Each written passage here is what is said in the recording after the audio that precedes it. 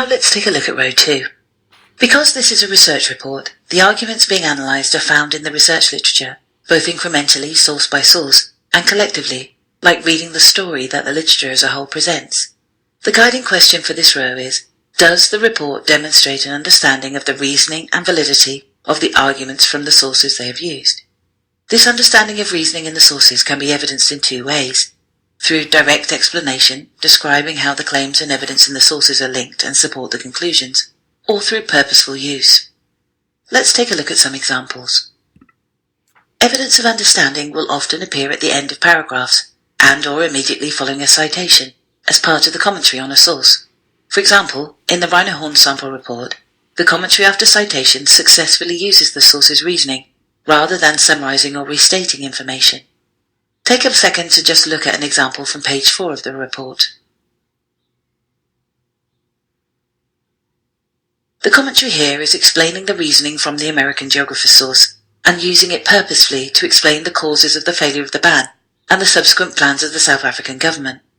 Note the language of root cause and due to and alternative solution, all tracings of the source's reasoning.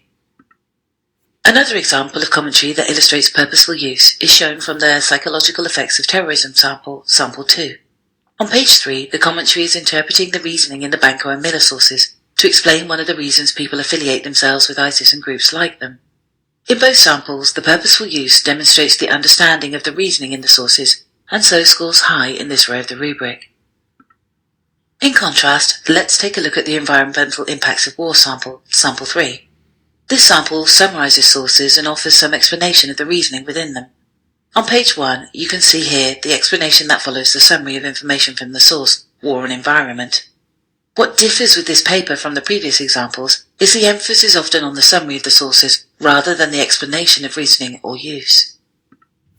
On page 3, you can see how information from sources is summarized for both Animals in War and the Dudley et al. Article, but the explanation of reasoning and its use is limited.